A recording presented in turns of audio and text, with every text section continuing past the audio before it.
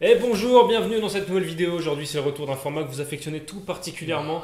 C'est vrai ou pas? Je sais pas. On va dire que c'est cette vrai. info est basée sur rien du tout. Ouais, C'est faire un film comme. Et aujourd'hui, on vous parle du grand Woody Allen.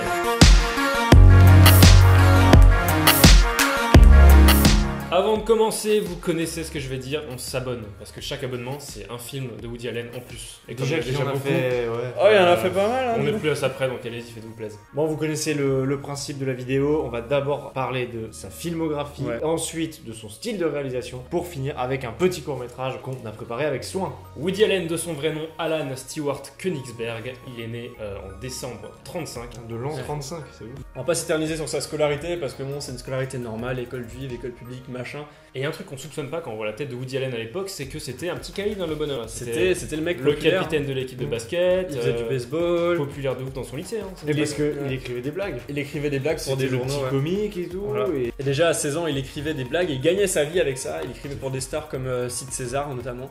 Et petit à petit, les succès s'enchaînent. Il prend son pseudonyme de Woody Allen vu que c'est un pseudo. À 19 ans, il écrit pour le Tonight Show, qui est quand même un truc. c'est voilà. un des plus grands shows télévisés aux États-Unis. Et il finit même par écrire aussi pour le New Yorker des petites nouvelles.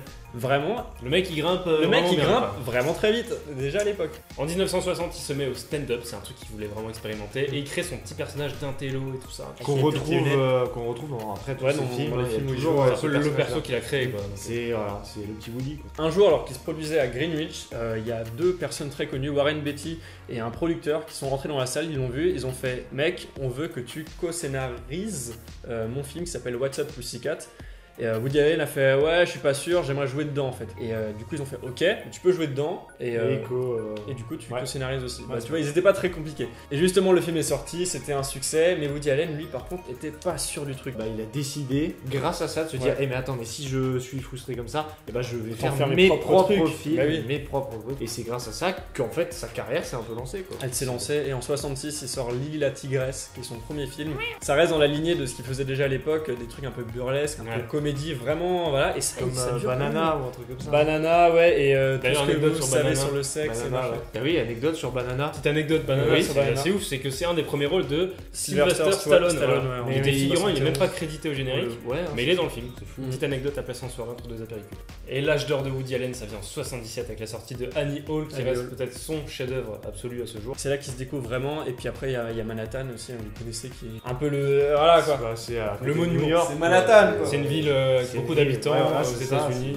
Il enchaîne Donc, ensuite les succès avec La Rose pourpre du Caire. Ensuite, il y a Anna et ses sœurs qui remportent 3 Oscars. C'est vraiment l'âge d'or de Woody Allen. Il est Même partout, encore il gagne maintenant, tout, il fait voilà. tout bien. Voilà, Il c'est fait ça. vraiment tout bien, il est parfait. Dans les années 90, il va essayer des choses différentes, des choses nouvelles, des choses un peu plus obscures, de l'art, de l'essai, enfin voilà, mais ça marche pas trop bien. Les gens ils aimaient son Comédie. style à lui et Voilà, dès c'est qu'il ça. dévie un petit peu il fait ah c'est pas bien. Entre 2000 et 2004 il s'essaye à son petit style de comédie Il comme retourne un Melinda et peu à ça. Melinda, Ouais, La vie et tout le reste, des trucs comme ça. C'est pas trop le succès attendu, enfin ça marche pas, les gens ils aiment pas. Ouais, il a du mal. Il hein. essayait de revenir, mais finalement, ça a peut-être pas marché. Et le problème, il s'était peut-être joué sur la géographie, parce qu'il a décidé quelques années plus tard de quitter complètement les États-Unis et de partir en Europe. Peut-être faire un petit road trip, voilà, ça va peut-être l'aider. Ouais, et ce qui est intéressant c'est que chaque ville a un peu inspiré différents films. Chaque ville a son petit film. London, Londres. Londres. Ouah, ouais, c'est vrai. Ouais.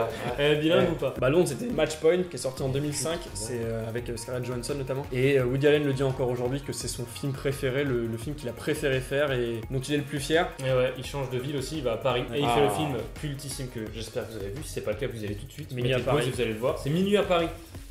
Mais non, mais reviens, c'était une blague. Oscar, Cannes, il a tout remporté, un max de Zay, Il se parfait. met bien aussi. Owen Wilson. Mais no spoil, mais apparemment il est bien. En 2013, il continue sur sa grande lancée de succès avec Blue Jasmine, avec Cate Blanchett, qui est aussi un énorme succès commercial de ouf. J'ai l'impression qu'il a ces petites. C'est un peu une montagne russe sa Mais carrière. C'est normal, Montagne c'est la russe, vie, Des moments c'est ouf, puis pas bien, puis après c'est re-ouf, là avec Minuit à Paris, et. C'est marrant, montagne russe, parc d'attraction. Par l'attraction, Wonder Wheel, voilà. Bon, il y a eu plein de films entre Blue Jasmine et Wonder Wheel, mais voilà. C'est un échec commercial complet. Le film Wonder n'a pas été Wheel, ouais. rentable.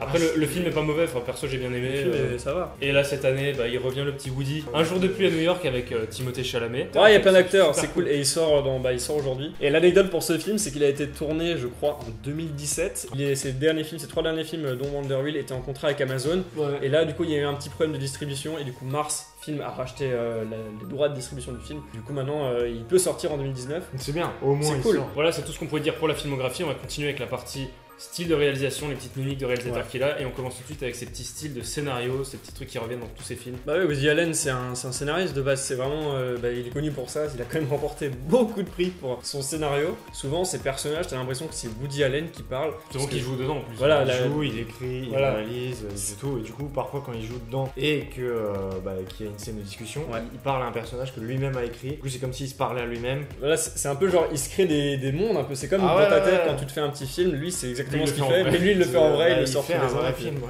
c'est ça. C'est quand même marrant parce que comme on l'a dit avant, à la base il partait sur du burlesque, sur de la comédie vraiment assez comique. Mhm. Il en a pris quand même un peu de ce burlesque, mais il l'a rendu très satirique, très intello. Ce qui est toujours très intéressant dans ces scénarios, c'est ses personnages, parce que par exemple, les personnages masculins seront basés en partie sur lui, parce qu'il Ouais, écrit, ouais, donc il s'inspire de sa vie. Et de l'autre côté, les personnages féminins, c'est un peu son idéal. Il s'imagine un peu la femme parfaite avec qui il aurait une discussion. Il y a des exemples dans Agnew ou dans Manhattan. Woody Allen, c'est un peu un macho, mais pas trop en même temps, parce qu'il aime bien avoir ce personnage masculin qui conduit la conversation, et le personnage féminin qui écoute, mais qui apporte quelque chose de très intéressant aussi au truc. Donc il y a un vrai échange, même si par moments c'est vrai que ça peut être un peu machiste, mais dans ces derniers films, bizarrement, genre Blue Jasmine ou Wonder Wheel, le personnage féminin a une place bien plus importante. Ouais. Pour tous ces films, il y a un truc qu'il aime beaucoup, c'est jouer avec l'environnement dans lequel il fait évoluer ses personnages, souvent des villes. Donc comme dit Woody Allen, il aime beaucoup filmer dans les villes, dans les grandes villes surtout. Vraiment, il les sublime de la même manière que ses personnages féminins, de manière très esthétique, très Il va les imprévisible mettre aussi. en valeur en fait. Voilà, c'est ça, il les met en valeur et souvent aussi sous la pluie parce que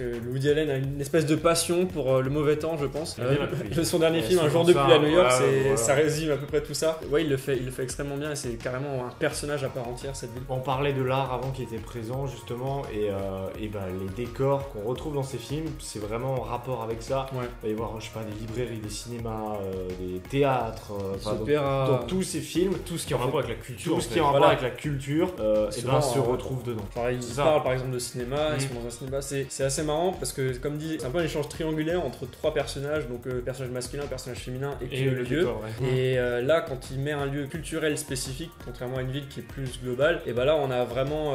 C'est le contexte en fait. Là, t'as ce contexte-là et c'est vachement intéressant la manière dont il met ça en scène. Et souvent, il les met bien avec plan large où les personnages sont un peu perdus, comme complètement pris sous cette masse d'art, de Ouais. culture qu'il est. C'est exactement ça. C'est vachement intéressant. On va parler un petit peu des plans, et il y a un truc bien avec Woody Allen, enfin bien, je sais pas. C'est que lui. Si, c'est cool. Ouais, C'est c'est cool, en soi c'est pas mal. Là où d'autres réals vont faire plein de plans, genre un champ contre champ, des Ouais. inserts, des gros plans. close-up. Lui, il se dit non, il fait un seul plan qu'on C'est peut ça. appeler un master shot. C'est dans une scène où, genre, dans un appartement par exemple, il y a deux personnages qui discutent, parfois il n'y a même pas d'interaction, et vraiment t'as les deux personnages qui font des actions. Mais il agrémente un peu ça avec le travail surtout de la lumière et du feu d'arrière-plan. Par exemple, le personnage qui aura une domination sur la conversation sera moins flou que l'autre, ou Plus sombre, voilà, ouais, c'est ou ça. moins sombre. Voilà. Il joue vraiment avec l'environnement de la meilleure des manières pour pouvoir montrer quel est le personnage qui a la domination dans les dialogues. C'est ça qu'il a. Genre même en un seul plan, il peut quand même te faire de la Ouais. mise en scène comme si t'en avais. Fait de la mise en scène sur le scénario, mais vraiment, genre vraiment le. Enfin, Mais en fait, il arrive à le faire en un seul Voilà, plan. c'est tu vois. ça. Après, il y a quand même parfois où il utilise différents plans pour illustrer certaines situations, comme la rencontre de deux personnages par exemple, où il dit vraiment que chaque plan c'est pour mettre en parallèle deux univers qui se rencontrent. Ouais, ça montre les univers des deux personnages Ouais. pour voir que c'est très différent et que c'est pas, Voilà, c'est c'est pas ça. le Vraiment, même truc. Ouais. Comme dit, c'est C'est deux une cases. opposition, en fait. Ah oui, vu que le cinéma c'est deux images, du coup c'est deux cases différentes. Et ça montre aussi même un sentiment de gêne et d'inconfort. Et parfois aussi, il fait quand même quelques close-up, des gros plans assez serrés sur les visages. Et ça, on revoit surtout dans Matchpoint, qui est quand même un film où il y a une liaison un peu qui devrait pas se savoir entre deux personnages. Et le fait qu'il fait des plans aussi serrés, ça montre cette intimité. Et quand il y a un autre personnage qui arrive et qui est pas au courant de cette liaison, et ben il casse ça avec un plan plus large, un master shot, et ça fait une sorte de séparation entre les deux personnages. Ouais. Et c'est vachement intéressant comme il fait de mise en scène. Il va percer, je pense, ce réel. Ouais. Il y a un avenir. On peut parler des plans larges dans ces films qui sont parfois même devenus iconiques. Ouais. Dans Manhattan, où on voit justement deux silhouettes assises sur un banc Ouais, et ouais. le pont en fond, où on voit tout le pont, mais on voit deux petites silhouettes, comme j'ai dit, vraiment prennent une toute petite Isolées, place dans ouais. l'image, isolée. Et donc c'est intéressant parce que là, c'est carrément l'environnement, comme on l'a dit avant, qui prend place à cette discussion. C'est le personnage. Et comme dit, du coup, ces personnages sont vraiment perdus dans New York. Comme dit, même c'est un peu pour montrer que ces films aussi, c'est juste l'histoire de deux personnes, des histoires normales qui pourraient arriver tous les jours dans une immense ville, parce que Ouais. comme on l'a dit avant, il joue vraiment sur les paysages, sur les grandes villes. C'est vachement cool de la manière dont il représente ça. Bon bah du coup on en a terminé avec son style de réalisation. C'est vrai qu'il y a pas mal de choses Ouais. et on va essayer de le mettre tout de suite en application dans un petit court métrage. On va voir ce que ça donne. C'est parti.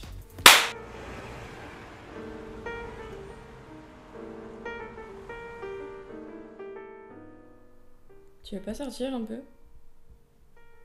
Non, il fait trop beau. J'aime pas ça. Mais comment ça t'aimes pas ça? Tu préfères sortir sous la pluie? Bah évidemment. Pourquoi tu crois qu'on passe autant de temps le matin sous la douche? Mais pour éviter la crasse. Peut-être. Mais avant de naître, on est noyé pendant 9 mois dans le ventre de nos mères. On associe alors l'eau au réconfort maternel, et ça dès le début de notre existence. Tu dis n'importe quoi. C'est possible. Mais tu vas bien à la piscine, non? Ou à la plage avec des amis. J'ai l'impression que c'est un peu le but de l'homme. Trouver la plus vaste étendue d'eau possible et s'y réfugier. Bah voilà. Il pleut maintenant, on peut sortir? J'ai plus envie.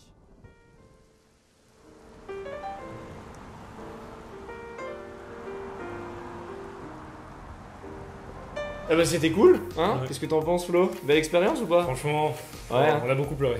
Mais on a beaucoup ri aussi. Et ça, c'est l'essentiel. On espère que ce petit court métrage vous a plu et qu'il a respecté un peu tout ce qu'on dit depuis le début de cette vidéo, hein, parce que c'est pas très facile, donc voilà. Ouais. Du coup, pour l'actualité du réalisateur, là, du coup, il sort son film Aujourd'hui. Un jour de pluie à New York avec Timothée Chalamet, Selena Gomez, Jude Law. Ah, il y a plein de gens. Allez le voir s'il est disponible. Je sais pas s'il sera disponible dans tous les cinémas parce que Ouais. c'est un peu plus. C'est un peu plus sélectif, Voilà. comme dit les films de Woody. Sinon, qu'est-ce qu'il en suit de Woody Allen? Mais il y a un film qui est en Un film qui est en post-production. post-production, Déjà ouais. en post-production, c'est quoi le nom? C'est Rikins Festival, Ouais. il sortira en 2020, c'est avec Christophe Waltz et il y a aussi Louis Garrel, un acteur français dans un film de Woody Allen. C'est quand même sympa. Ça fait plaisir.